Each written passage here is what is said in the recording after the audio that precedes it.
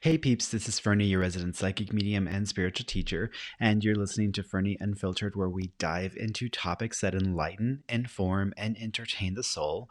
Brand strategist and business coach Kristie Keever is back to give us some more tips on how you can transition your business and career to new levels.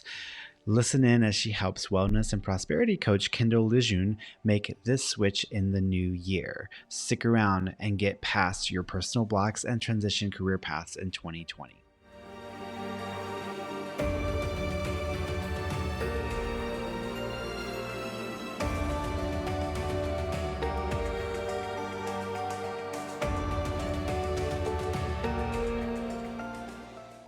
Hello, hello.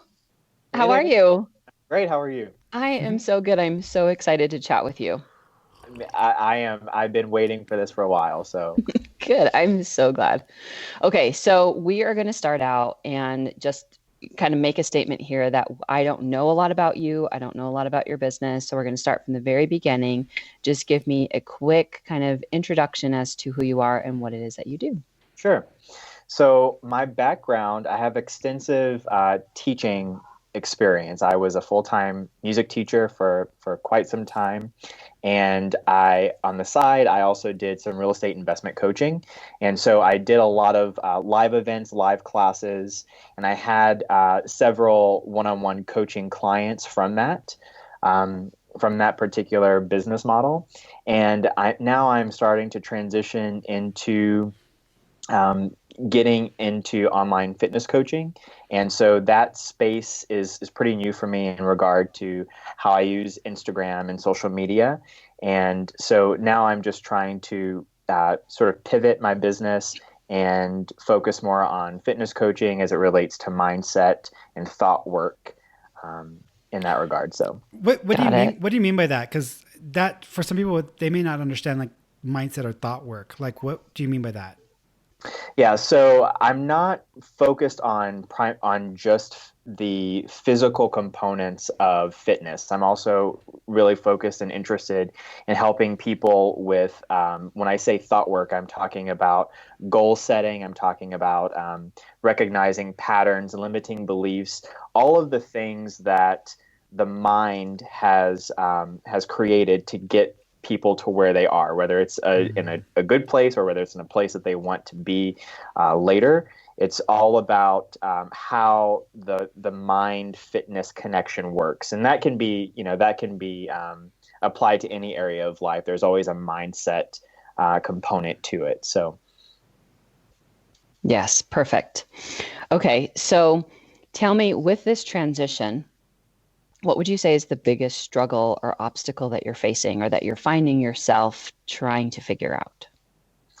so you know having been a teacher and having had a lot of classroom experience, it was very easy for me to sort of curate my image and curate a brand, and we had to be so um, cognizant of that as teachers. And now that I'm moving into the online space, it's really building out what does my brand look like on the online space, and how do I how does that come across in an authentic way? How can I be true to who I am? That way I can really attract the ideal clients that I want to work with. So my largest struggle is just how to show up in the online space in a way that serves who I am and will best be in alignment with my client. Got it. Got it. So tell me a little bit about the clients that you do want to work with. So my my experience has always been that I really like to help people that sort of my former self, who I used to be before I had the transformation and the growth that I have had in the fitness and mindset space. So the people that I'm looking to work with, I really gravitate towards millennials because I am a millennial. Also, I know the struggle that millennials have, particularly in sort of trying to find their own way or trying to find how are you in alignment with a new way of doing things that that the old way has sort of kind of gone out the window and is no longer serving us. Mm-hmm. So that's really been I'm really super passionate about helping millennials in that way. Also, just because from a fitness standpoint, because I am a male, I understand the male body a bit more. And so I would say millennial males, just in 2 words, would be my ideal client. Okay. And what is it that they're looking to accomplish? So they're looking to accomplish getting some type of control over their fitness, over what their physical body looks like, how they are showing up in the world. And just even more specifically, to dig a little bit deeper, is just to get more control and confidence in who they are because of how they show up physically. Mm-hmm. For me, that was a major motivation to get into the fitness space. It really had nothing to do with wanting to be physically healthy or physically fit. It was just I wanted some control over my body and how I showed up. And there's so many great fringe benefits and byproducts of getting control and affecting your body, but that was really the main piece of it, was that psychological piece. Mm-hmm. So let's talk a little bit about that. So Sure. The connection between the thoughts, the confidence, the way that you carry yourself, the way that you're showing up, and then how it relates to how you're showing up as a brand to be able to attract the people that you really want to work with, right? For sure. What was that story for you, or what was that? Maybe it was a defining moment, or a point in your life where you kind of had to draw a line or standing on that line to say, this is the spot where I'm making a choice, right? Right. Because that choice also goes into why you're actually doing what you're doing, right? Absolutely. So share with me that moment. Sure. So I've never been a very athletic person. Looking at you now, I would disagree. You should see the rest of him. He's like, like his videos and pictures. Yeah. Built. Mm-hmm. Well, I'm a band geek at heart. So not that band nerds can't be athletic, but that, I've never really been like a really sports kind of person. Mm. And when I went to college, I was terrified of the freshman 15. I heard all of this, you're going to gain weight and all this other stuff. And so I said, you know what? I'm not going to do that. I'm gonna look into all these different avenues, and of course, the very first thing that I looked into were diets, and that was one thing that I kind of went down that path for a little bit. But I had a very good friend of mine. My very best friend was my college roommate, and he was really big into weightlifting. So he said, "Why don't you come with me to the gym?" And of course, I was looking for anything to kind of keep the freshman 15 at bay. And so I started going to the gym, and I hated it. I absolutely hated lifting weights. But I just kept going because I felt like at least I had some control. I was doing something, right? And once I started to see a little bit of improvement in my body and started to see, wow, I feel better. But really it was the whole, I look better. I look better in my clothes. I feel like I have a little bit more control over what I'm doing and how I look in comparison to the other people in my class that I was keeping up with on Facebook. And I said, you know what? I feel like I'm going in the right direction. And incrementally every single week I saw more progress. And really where the true empowerment came from was when I saw how it manifested in every other area of my life. I was so much more confident with people. I was so much more confident in my own abilities to do anything and everything, whether that's schoolwork or going on auditions or whatever it was. It was amazing how large of an impact this seemingly small part of my life, this fitness, going to the gym once a day for an hour, really had over all areas of my life. And so when I realized that, I said, I have to share this with other people. That's always been sort of in the back of my mind of this is a life hack that no one else really talks about is the fact that fitness can impact your finances and can impact your work and all other areas. So I'm not necessarily I work out just because I love lifting weights. It goes so much deeper than that. Mm-hmm. And I think that's the thing. People look at that first impression, the first thing that they see, the results that they see, and they kind of think, "Ooh, I want that," right? But at the same time, they don't realize that in order to attain that, it does require a lifestyle change. And you have to be committed to creating those new habits, right? Absolutely. So when it comes to the people that you ultimately want to be working with, at what point do they come to you? Do they come to you to say, I know that it's a journey, I know it's a process, and I want that end result, I'm going to do it anyway?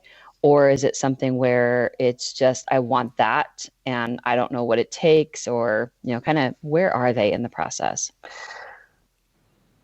I would say that they know that they want to make a change. They don't know necessarily what the change needs to be. And they may not even necessarily realize the full impact of what fitness can do in their life. They just know that they want some kind of control. So whether they feel like, I have no control over my job because I feel like I'm just stuck in a job and I'm going through the motions, or I have no control over my finances. I'm kind of stuck in a salary, and I'm trying to figure out what kind of way I can control some aspect of my life. I think that that's where I can have the greatest impact. The reason I talk a lot about control is because I am a 3 on the Enneagram, if anybody knows what that is. Mm-hmm. But I love... You're special. Yeah. And I'm a Leo, so worlds collide. So am I. Get out. Awesome. So the struggle. Yes, I do. Not really a struggle. It's a privilege to be a Leo. But anyway. Agree. Fernando's just sip his tea, right? So one of the things that kept me or kept fitness and the impact that fitness has on my life in the forefront of my mind is I noticed the pattern in my life that anytime something was going crazy, like if there was an illness in the family, or I suffered several very significant losses, family members passing, one of the things that I would immediately gravitate towards is when everything feels like it's out of control, I know that I can control this. I know that I can affect change in my body if I do X, Y, and Z and use these strategies. And it may not necessarily be about, oh God, I really want to make sure that my abs are popping right now. It's really about, I just need to be able to prove to myself and empower myself that I have control even when everything is chaotic around me. And that sort of just branches out in all areas of my life and helps me to kind of get back to center, if that makes sense. Well, for me, like that in itself is a huge energy stabilizing tactic, what you just described, because and this is why I keep pushing people to gravitate towards the things that they feel nostalgic about, or that brings them a sense of nostalgia, because normally people are nostalgic about the things that they enjoyed or they got some sort of pleasure from growing up or in their lifetime. And so for me, even though life wasn't always super easy or super smooth, there were moments in my life where I did enjoy those experiences. Like I could be in my bedroom watching Star Trek on TV. My mom would be in the other room. I could hear All in the Family playing in the background. And for me, even though mom was crazy and she was out of a mental institution and she was heavily drugged, that was one day where it was calm and there was peace and I was able to just be. And so in my life, there have been moments like that where they've been repetitive moments of everything's chill. This was working right now. This is okay. And so whenever I feel unstable or something feels like everything's gone to hell in a handbasket, I always tell people gravitate towards those nostalgic moments where you felt like everything was okay and you were back in a place where mom was fine. She wasn't ill, or my sister wasn't fighting with me, or work. I didn't have to work for a living. Like moments where you feel that way, because when you gravitate to those moments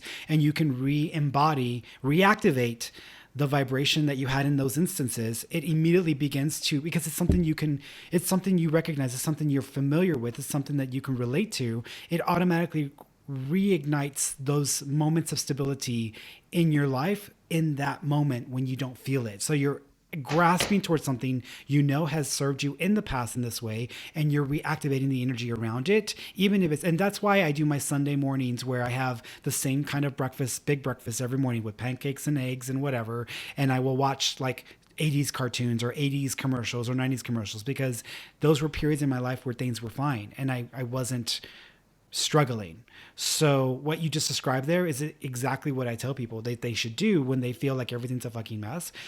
Grab onto something that wasn't a mess at some point in your life that you got some peace or joy from, and reactivate it in your life in that moment to bring it to the present. I love that.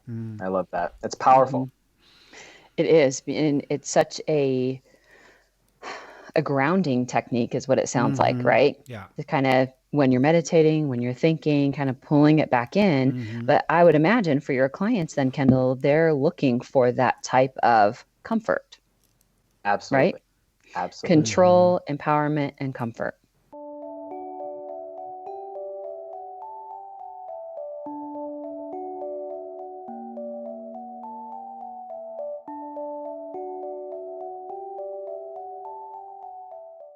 So let's talk a little bit about what you see. Like, what's your big vision?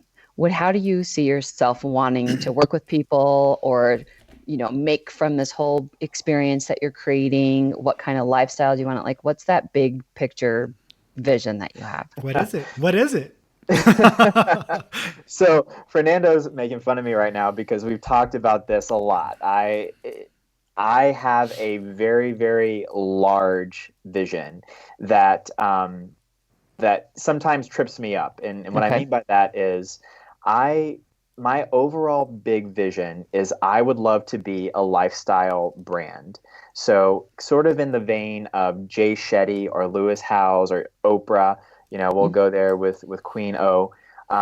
That's really what I would love to be doing. And the reason why that tripped me up so much is because I didn't know how to where to focus my energy. And if I focused it on one thing, like fitness, it made me feel like that I was getting rid of all the other stuff. And I don't necessarily want to be a fitness guy, because I have a much larger version or a much larger vision of what I want to do. But listening to your prior podcast, I realized fitness is going to be a tool in my brand belt, right? There you go. So that really helped me a great deal to take steps forward, because I felt like if I'm nurturing one thing, then I'm pigeonholing myself into that one area, and I hate feeling boxed in. So I was very stagnant because of that. But reframing it in terms of this is just a tool has really helped me tremendously. So that's why I say, sometimes that really large vision causes me to feel tripped up, because I don't feel like I'm necessarily serving it if I'm focusing on just one area. Yes. And I hear that a lot. So know and have, be rest assured that you are not alone, because a lot of people come to me saying the same things and feeling the same things, and, kind of letting anxiety take over for a little bit to think like, if I'm supposed, because word on the street is you got to be focused and intentional on one thing, right? And that is true. But your one thing can be your big picture vision, so long as you have a systematic format for executing all the different pieces and parts that come together as one, right? I love that. So that think makes of me it. feel so much better. Yay. So think of it as like a chapter of a book, right? There's different chapters within any book, and all of those chapters, when you put them together, make this beautiful masterpiece sometimes, right? Absolutely. Yeah. And the beautiful thing about reading a book that I learned within the last couple of years is that books aren't necessarily designed to be read from start to finish unless it's a novel or a story, right? So you can go in, dig into chapter 3, and then go to 7, and then back to 1, and then to 2. Like whatever order you need to go in is the order that you can grab the information. That's fantastic. I love that. So there's good news for all. But yeah, I love that. I love that, when it comes to creating a lifestyle brand, that one of the things that people don't realize or allow themselves to take into consideration is that you have the ability to showcase the different pieces and parts of you that make you, that make you relatable, that allow people to see the type of work that you do and how you embody it within your lifestyle, right? Because ultimately, your clients, what we had talked about earlier, is they're looking for comfort. They're looking for that empowerment. They're looking for that control in their lives. But they want to see it's not just that they're looking for, but it's also how do I balance the other stuff that comes with it if I've never had that before? Absolutely. Right? Absolutely. What I really love about that is the fact that, when I was working with my real estate education business, the people that were there because they wanted to learn real estate education. So, I got in front of the room, taught real estate education, had a few little anecdotes from my life, but for the most part, we were not branching out in all kinds of other areas. Mm-hmm. So what I really, that was one of the things that I really fell in love with in the online coaching space, as far as lifestyle brands go, is that, you could see all of these various areas of different people's lives that came together to show how you can have balance. And I have been trying to figure out how do I do that and be authentic to myself, because, my real estate clients would freak out if they found out, like, I performed in some of the greatest stages in the country. They were like, what? You did what? That doesn't fit into real estate at all. But doesn't have to. Exactly. And that's the beautiful part. And that's what I want to learn. Okay. So then let me ask you these questions. Sure. Tell me, what are some of your passions? What are some of the different things that you love to do? I've heard you mention real estate. I've heard you mention stage. I want to know more about the stage piece, but we'll just put stage down here for now. What other outlets? Well, there's fitness and lifestyle there. What other outlets or avenues? What are some of your other passions? So I did a lot of student leadership work when I was a teacher, and I traveled the country and taught thousands of students in my career about systems and how to do sort of inner identification work and figure out exactly who you are as a person so you can be a much more effective leader. I love that type of thing, figuring out identity. I'm also going through, digging deeper into my own identity to make sure that the things that I'm doing are more aligned. So that's always been very fascinating to me. When I was a band teacher, specifically I was a band director, I really enjoyed designing marching band shows. So that whole creativity outlet, that's a major creativity outlet for me. And I actually still do that piece where I specifically design marching band shows. And it's pretty much like being a producer for a movie, but in live real time with, 300 musicians. So I love that piece. Another thing that I'm very passionate about is performance. So I talked to Fernando about this before, but I absolutely love any time I get to perform.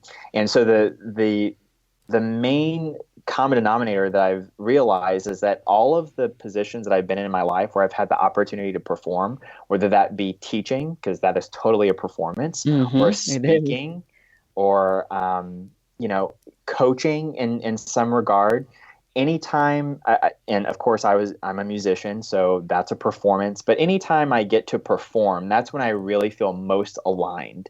So trying to figure out how that piece fits into the fitness space, or how that fits into a lifestyle brand, that's also something that I'm very interested in learning about, because I know that in order for me to feel fulfilled, that performance piece has to be there. I'm also very interested in entrepreneurship because of the freedom and the creativity that is required to be an entrepreneur. Being able to sort of be an architect of your own life is very, very important for me. I love to teach on that. I love being able to help people figure out who they are, what they love to do, and then how to act on that. So, I'm sure he yeah, got I'm sure he got a kick out of performing with Patti LaBelle when he performed with Patti LaBelle. Stop it. Yes, he did. She did have her background singers that time. Yeah, that was an amazing experience. I performed with Patti LaBelle. I performed with the Pointer Sisters. I performed with James Galway. I performed with a lot of classical musicians, Joshua Bell, Sandy Patty. So It's amazing. Really cool. We could sit here all night and have Yeah. stories, like share stories, right? Could we not? This is amazing. Love it. So when I think about that big picture vision and what you're really looking to accomplish, which, by the way, thank you for sharing all of that with me. You're amazing. But when you think about that big picture vision, and I mean, remember how I was telling you, think of it like a book with different chapters. I see you have 6 core chapters to you, and all of those passions and all of those things that you just described. You want to know what they are? You want to know what I see? I would love it. Okay, so I see, first and foremost, you have leadership and entrepreneurship, because you like to lead. That's your stage for performing, whether you're speaking, you're teaching, you're coaching. That's your outlet, right? So leadership and entrepreneurship is number 1. Number 2 is, actually, that's performance. Number 3 is just being creative outlets, creative from the perspective of like being a conductor, being on the stage, talking behind the scenes and sharing some of those amazing stories that people don't know. Like, that does not need to be a secret. That needs to be shared. Right. Absolutely. And it makes you stand out like crazy, because what other coach out there who does real estate, who orchestrates these beautiful masterpieces, and you definitely got such a niche in the market by just that standout factor, period. But that's one. Motivation and inspiration is kind of the underlying category to all of it, because it has to be present in everything. In order to teach, or in order to speak, or to coach even, you have to motivate and you have to inspire people to want to do things for themselves, and actually there's a level of believing in them for them until they learn how to believe in themselves, right? Absolutely. So motivation and inspiration goes across all different categories. And then, of course, we've got the fitness category. So fitness, we've got that. We've got all the pieces and parts that go with it. And then we also have mindset. So mindset and thought, your mind is powerful. Without your mind, without that belief, you can't get to that level of courage and confidence that you need to empower yourself. Right? That's correct. Yeah, so those are the different chapters, if you will, to your story, and so many different great stories inside, but all of them together kind of interweaving, as I explained. Sometimes you start at chapter 3 and go to 7 and then to 1 and then to 2. Learning how to weave those together is what makes that beautiful story all together.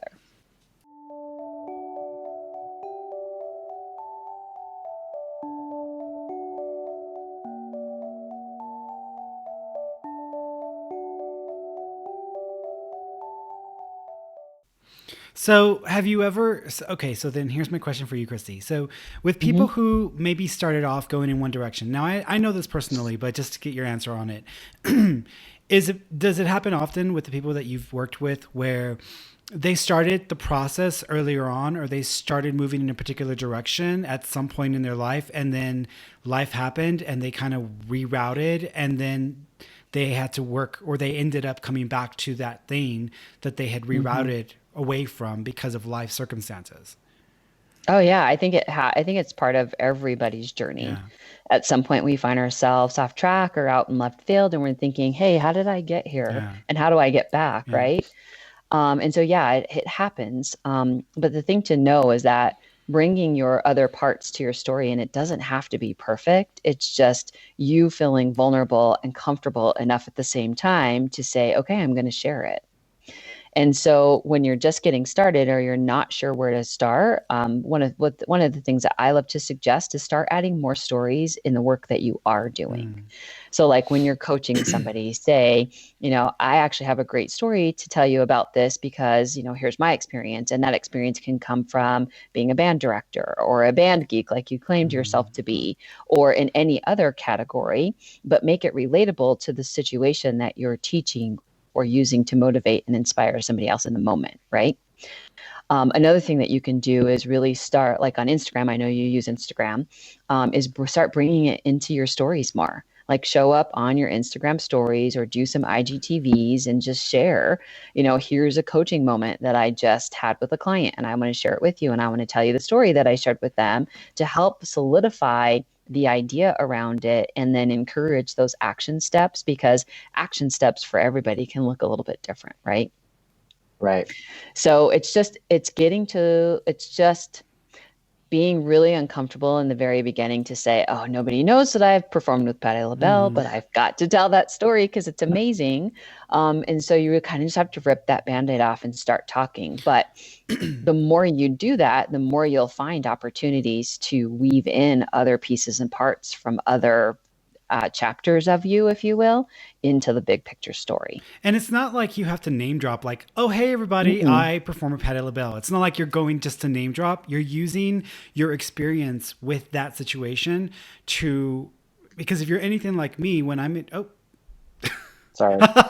when you're, I was like, oh no, the lights went out. So lights went out in Georgia. So when you, I just saw a lot of designing women last night, and we saw a Delta Berg special. So Barbara Walters, 90s. Anyways, back to what I was saying. So Yeah, sugar baby. I know, right? So when, like, for example, if you're anything like me, whenever I've gone to see anyone who is in a position that I either desire to be in the same place as, or just I respect, I usually do not just experience the performance, I study them. And I'm sure in that experience, you were studying her like nobody's business. And so from that, you gained some awareness and some insight that people who say they're gonna be something don't really have on the level of Patti LaBelle, who is something. She's been something for a long ass time. And how did you identify with those components or those key characteristics that link up to what you're teaching or what you're giving your audience? So it's using that name dropping and using someone who is somewhere that someone else would want to be as an example to get your message across as well. That's incredible. I love it. Yep. I love it. So what do you name drop? That's what you name drop. Let me tell you about Oprah. So I met her at the subway. Like, who cares? Like, what did I get from that? Like, versus, so Oprah's been a big inspiration for me. And when I was 14, I had the opportunity to travel to New York City, blah, blah, blah. And then you go into the story of what it did for you and what you learned and gained and how it lines up to the messaging that you're branding, that your brand is pushing out. Exactly. And that's the key to it right there. It's not about the name drop per se. That name drop is the introduction to the actual conversation, right?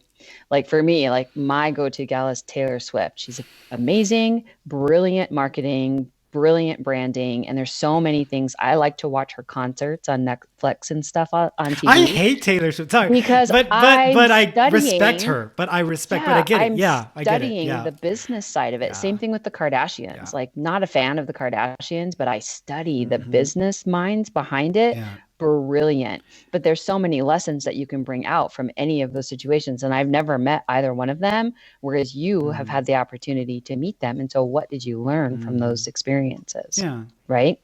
And so another thing that would be directly applicable to this is I always teach my students when I'm coaching them or doing a class or et cetera, is that you want to focus on your story. You tell your story from the perspective of being a victor instead of being a victim. And so this applies here as well, because you don't want to name drop for the sake of name dropping, but you want to tell it from the position of, this is what I learned. This is how I applied it. This is how I make decisions in my business or in my life. What's that learning point or that teaching moment that you can take away and then use it to pass on to the next person, right? That's great. Even the people like, and Kendall and I were talking about this earlier, where even the people you don't like or the people you don't really care for, you still are like, if you're a constant evolving person who is trying to grow and expand, even the people that you don't like, even, people who are well known, who you're like, I hate this person, but if you still pay attention to what they're doing, there's a reason why they're there, even if you don't like them, there's a reason why they got to that point or why they're able to do that, because there's something going on there that you already may understand or are seeing in physical form. You're seeing it being expressed and experienced in that way. So, that's why, like, I don't care for Taylor Swift, but I totally respect her because she is a badass bitch who knows what the hell she's doing. So, I get it. I totally get that. Yep. Same thing. I do the same thing with Jennifer Lopez. Not a fan, but totally admire the business. Yeah. So she's like, a she'll hustler never be Selena. and she She'll gets never it done. be Selena. But she has built an empire and she's been very successful. She has done amazing. Yeah, I totally admire that. Yeah. Absolutely. Yep. So, Kendall, so does that help to understand kind of how to bring some of these, golden nuggets? You have so many amazing golden nuggets, and then we haven't even scratched the surface, I'm sure. But how then, because going back to your original question is, how do I show up with authenticity? How do I really stand out and kind of make a brand for myself when I'm not sure how to bring some of these other pieces and parts into the conversation? Have we been able to give you some clarity in regards to say, here's how to fold things in. Here's how to start the introduction process. And here's an excellent place to just rip off that Band-Aid. Absolutely. Absolutely. Good. Because there were some sort of hidden lessons or deeper lessons that physical fitness sort of would not address if you don't go a little bit deeper. And I was thinking, how am I going to speak to those things using my life experience? I mean, Patti LaBelle has nothing to do with physical fitness. However, I can link some of those things together in terms of what the message is going to be. So, yes, absolutely. Thank you so much for that.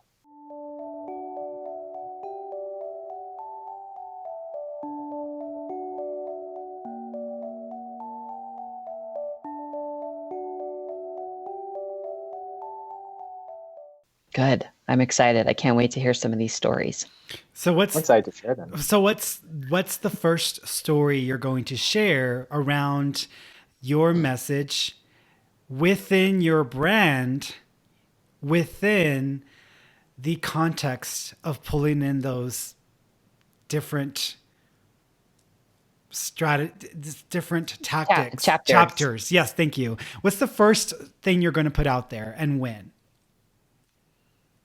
He likes to hold you accountable to action. I'm just saying. I like being held accountable, so that's fantastic. Call me a spiritual dominatrix, because that's pretty much what I am. So, like, what did you say? What did you say to me today? Yeah.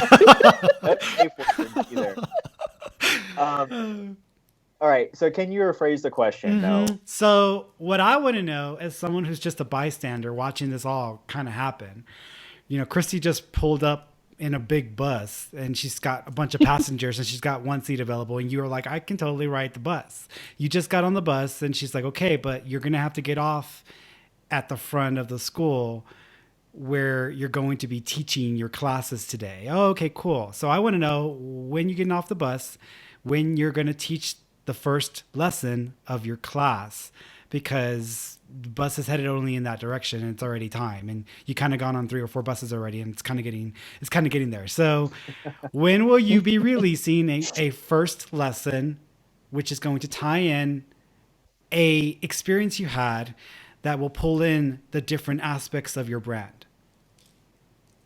Tomorrow. Okay, tomorrow. On what? I am going to actually, I think I would like to pull on one of my performance experiences, just talking about probably excellence is the first message that I'm going to talk about. Just what it means, like what does true excellence mean, and what does it truly mean to be world class, and then how you can apply that to all areas of your life.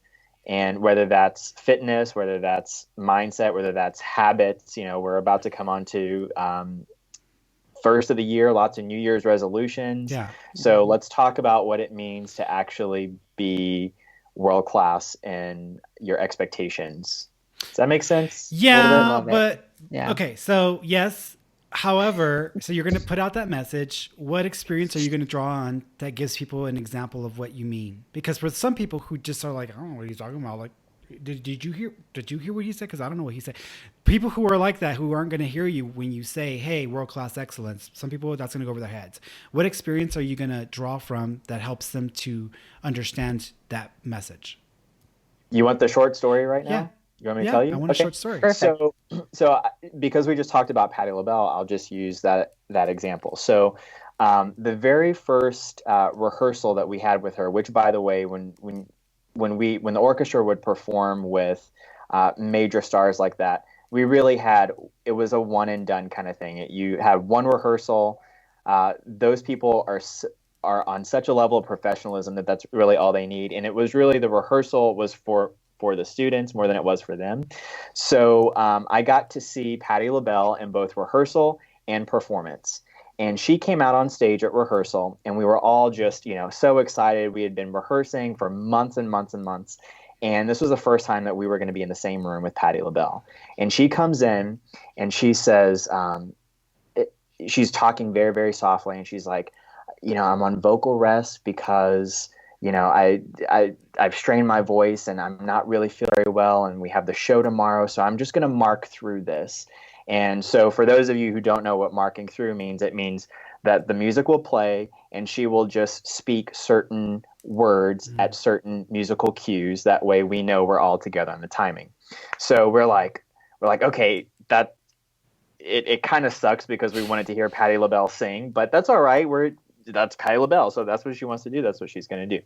So we start going through this, and she's kind of, going through the words and marking. And when we get to the chorus, and I'll never forget it, the name of the song was called Way Up There, and it's about heaven, and it's about what God sees when he looks down at earth.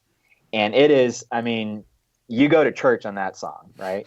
And this whole time she had just kind of been marking and singing it, lower than what she normally would.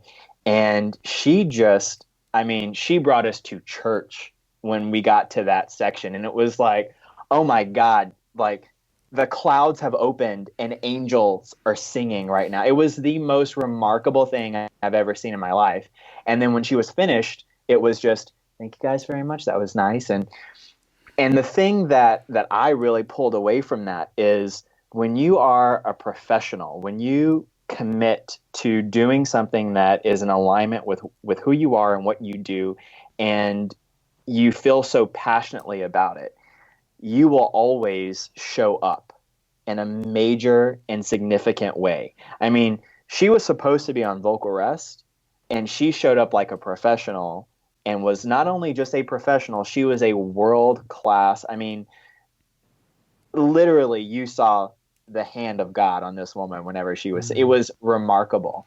And so that made me realize that when this was not just, she sometimes sings, like this is what she does for a living. This is what she's known to do. And this is what she's passionate about. When you are passionate about something and you show up in that way, and not just phone it in, but you really show up, you have no choice but to show up because it's who you are. like you kind of just crack open and your heart is just shown to everyone. That's the first thing. But the second thing is you're making a commitment to yourself to be able to hold yourself to a level of expectation, a level of excellence that it's got to be the best that I can give it. No matter how I feel that day, I may not feel like working out, I may not feel like going to the gym, but I am committed to XYZ reasoning about why I am serious about my physical fitness. That's when you show up. And when you show up, whether it is, whether you feel like it or don't feel like it, you have no other option but to just be in it. So when you're really in it, I mean, that moment was more special than the concert, to be honest with you, because it was such an authentic moment of, I can't help myself. I have to be Patti LaBelle because that's who I am. Right. So when you do that, when you make a commitment to yourself to do the things that you're truly passionate about, then that's when you are most in alignment. And that's when you truly shine. I mean, I don't think, and here's the thing about that was so remarkable. It was the best moment I've ever seen live. And there were only 4 people in the entire audience because it was just a rehearsal. So the only people that really got to see that were the musicians in the orchestra and those 4 people in the audience. But that moment still stuck out to me as the strongest, most just authentic moment where we got to see pure world-class excellence because it was passion, right? Mm-hmm. So I try to think about that with everything that I do. Could I be Patti LaBelle in this moment? Whether it's going to the gym, or whether it's conducting an ensemble, or whether it's coaching or teaching, that's always sort of my barometer, that if I don't feel like doing that, then something is misaligned. I'm not doing what I'm supposed to be doing. So that's the slogan, Patti LaBelle it. Yeah, Patti LaBelle it. Okay, cool. That's right. You've been LaBelle, right? I've been LaBelle. Where are you going to share this story? Or in what format are you going to tell it? I'll probably do Instagram Live. I've never done an Instagram Live before. Okay. I do stories a lot because I can carefully curate the stories, and it's not live because I do have a really strong perfectionist streak in me that I like to, do it make sure everything looks a certain way. But I'll do it on Instagram Live. Okay. One of the things when you're telling a story and you're doing it on stories, for example, you want to start out with a hook so that people understand, why should I watch? Right? Got it. So even when you do your live, mention it a couple of different times, like this is what you're talking about. And these are a couple of takeaways that you're sharing, because stories are fantastic, but depending on the format or outlet that you're using to tell them, you might not hold people's attention long enough to get to the point. Got it. So you want to grab their attention with the point and then explain by showing a couple of examples and then reinforcing that point again. Fantastic. So like saying to everybody, so I want to tell you guys about how I met Patti LaBelle and she taught me something about world-class excellence and how, and then dig into their direct opportunity to gain the same benefit from the story that you may have gotten from the experience itself, right? Yes. Start with a question, though. Do you want to know what world-class excellence really looks like? I have a story about Patti LaBelle I'm going to share with you. It's beautiful. I like that. See, that's better. Yes. Beautiful. Okay. So questions always grab people's attention because they start to think, oh, well, what does that mean? Or, oh, that's interesting. And it stops them long enough to ask, to be curious, and you want them to be curious. Love that. And don't forget to attach if you're doing it live. But I think on live, like Instagram, you can save them, right? You can save your lives. Yeah, you can save them. And that has to be immediately after you finish going live.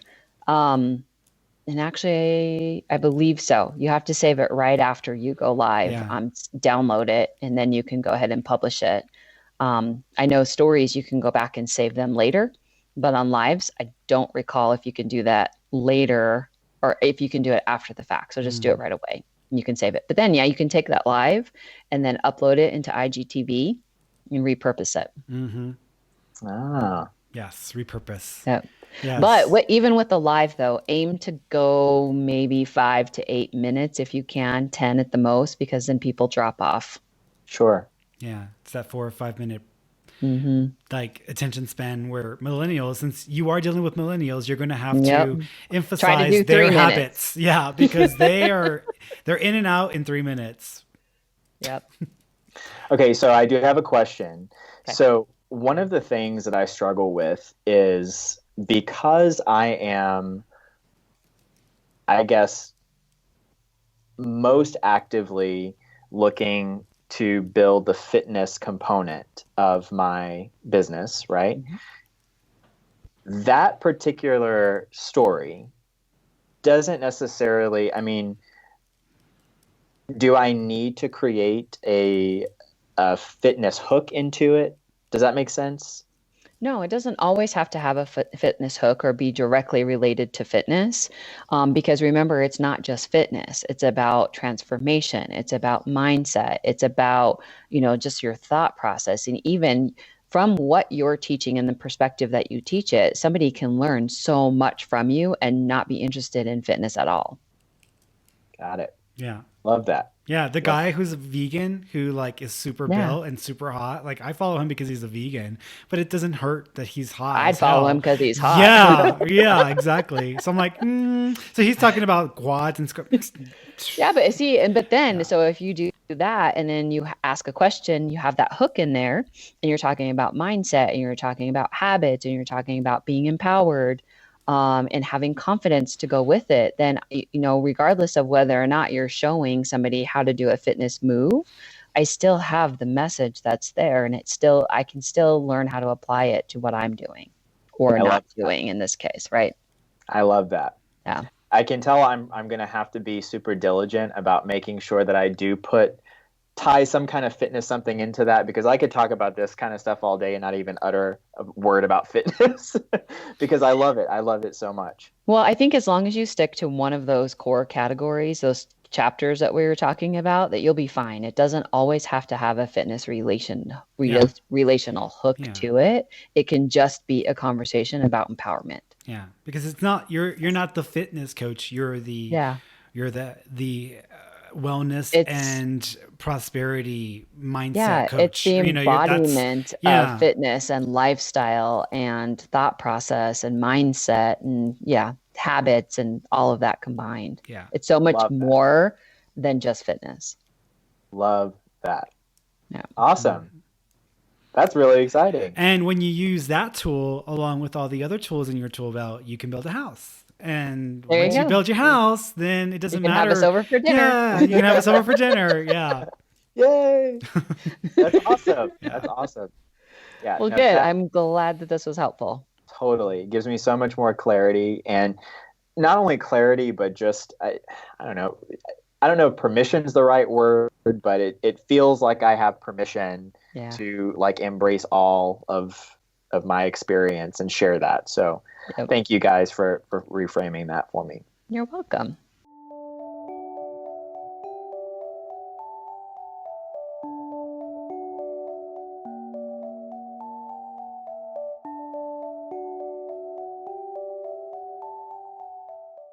Thanks energetically for tuning in. To follow prosperity coach Kendall LeJeune or to know more about his work, just simply go to his website at www.kendall-lejeune.com. That's KENDALL-LEJEUNE.com. If you need some extra help with your business or brand and could use the expert advice, then follow Kristie Keever or take her program by going to www.KristieKeever.com. That's KristieKeever.com. If you enjoyed this episode and want to know more or would like to see more like it, Don't forget to like, share, and review my show on your favorite podcast listening platform.